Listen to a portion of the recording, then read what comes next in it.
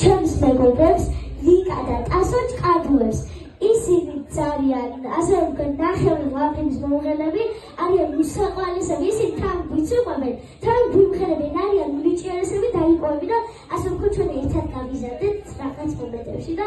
გთხოვთ მათ მოდი და დამიჯერეთ აი წარებს შეგეყვალეთ თავს დამიჯერეთ